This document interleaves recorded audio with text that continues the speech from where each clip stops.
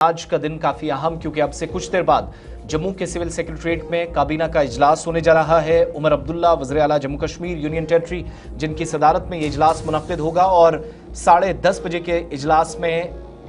काबीना वजीर Javed Ahmed Dar, Javed Rana, Sakina Itoo, deputy chief minister Surinder Choudhary के अलावा सतीश शर्मा जो काबीना के वजीर हैं इसमें शामिल होंगे और चीफ सेक्रेटरी जम्मू कश्मीर अतुल डुल्लू भी इजलास का हिस्सा रहेंगे। आपको ये भी याद दिलाते चलें कि इजलास कुछ दिन पहले जो एक इजलास जम्मू में हुआ था उसके चंद दिनों के बाद ही हो रहा है और कुछ बड़े फैसले आज मुतवक्के हैं और सरकारी ज़राए के मुताबिक आज जो चीज़ें एजेंडा में हैं उसमें टॉप ऑफ द लिस्ट सैलाब से मुतासरीन जो खानदान हैं उनको 5 मरला प्लॉट देने की पॉलिसी एजेंडे में शामिल की गई है, तो उसको काबीना आज मंजूरी दे सकती है, जिसका मतलब ये है कि जिन लोगों को सैलाब में ज़्यादा नुकसान पहुंचा है, जिनके असासे तबाह हुए, एसेट्स डैमेज हुए, मुकम्मल तौर पर नुकसान से गुजरे, उन तमाम लोगों को भी सरकार आज 5 मरला ज़मीन देने का जो ऑलरेडी उमर अब्दुल्ला सरकार ने ऐलान किया है वो देकर उस पर मोहर लगा देगी। इसके अलावा इतलात ये भी है कि पॉलिसी हतमी शक्ल इख्तियार कर चुकी है। सिर्फ काबीना की मंजूरी के बाद इसको बाज़ाब्ता तौर पर लेफ्टिनेंट गवर्नर मनोज सिन्हा को भेजा जाएगा, वहाँ से इस पर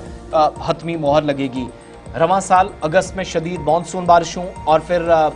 क्लाउड ब्रस्ट से, बादल फटने से, लैंडस्लाइडिंग से जम्मू कश्मीर के मुख्तलिफ इलाकों में इस नतीजे में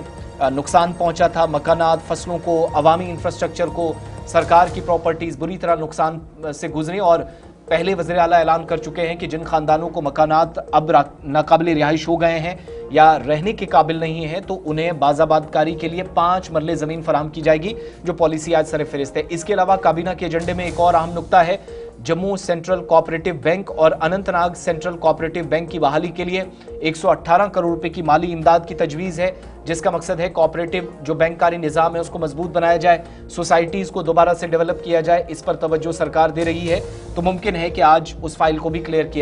कर दिया जाए। देही तरक्की पर, रूरल डेवलपमेंट पर काम ज़्यादा होना चाहिए, हुकूमत की प्रायोरिटी है। इसलिए इतलात ये है कि विलेज लेवल वर्कर्स VLWs जो काम करते हैं उनकी तनख्वाहों में इजाफा भी हो सकता है, इस पर गौर मुतवक्के है क्योंकि उनकी भी एक फाइल पहुंची है। इसके अलावा तकरीबन 20 डिस्ट्रिक्ट्स में पंचायत ऑफिसर्स या DPOs जो कहलाते हैं, डिस्ट्रिक्ट पंचायत ऑफिसर्स, इनके ओहदों को ब्लॉक डेवलपमेंट ऑफिसर या BDO के तौर पर दोबारा नामजद करने की तजवीज़ भी उमर अब्दुल्ला कैबिनेट के ज़ेरे गौर है। काबीना के इजलास में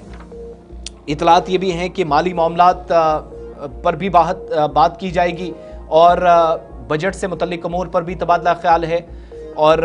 आर्जी मुलाजमीन के मसले को भी टेकअप किया जा सकता है। इस तरह की इतलात हैं कि जो हुकूमत ने कमेटी बनाई थी चीफ सेक्रेटरी की सदारत में, उसने अपनी रिपोर्ट तैयार कर ली है, तो क्या उस पर भी गौर व खौज होगा या नहीं, सरकारी ज़राए तो कंफर्म कर रहे हैं कि बात होनी है, मगर एजेंडे में शामिल है या नहीं ये कंफर्म नहीं हो सका है। और तमाम फैसले लेफ्टिनेंट गवर्नर की मंजूरी से ये मशरूत हैं, मगर आज यहाँ से फाइल क्लियर होने का मतलब मैक्सिमम जो है जेन्युइन डिमांड्स हैं जिन पर लेफ्टिनेंट गवर्नर भी अक्सर बात करते हैं, तो लगता है कि आसानी के साथ इन पर बात हो जाएगी और बैंकों से लेकर रूरल डेवलपमेंट डिपार्टमेंट तक, BDOs तक, डिस्ट्रिक्ट पंचायत ऑफिसर्स तक और ख़ास तौर से प्लॉट वाली जो पॉलिसी है 5 मरला ज़मीन सैलाब से मुतासर अफराद को देना, उस पर ज़्यादा तवज्जो अथॉरिटीज़ की है। तो 10:30 बजे उमर अब्दुल्ला की काबीना बैठेगी, इजलास शुरू होगा, उसके बाद तमाम फाइल्स जिन पर आज मोहर लगेगी LG के दफ्तर को लोक भवन भेज दी जाएगी। चलिए, ये अहम इजलास और इस अहम इजलास पर सबकी नज़रें रहेंगी और देखने वाली बात होगी कि कौन से अहम फैसले हैं जिनको आज मंजूरी मिलेगी।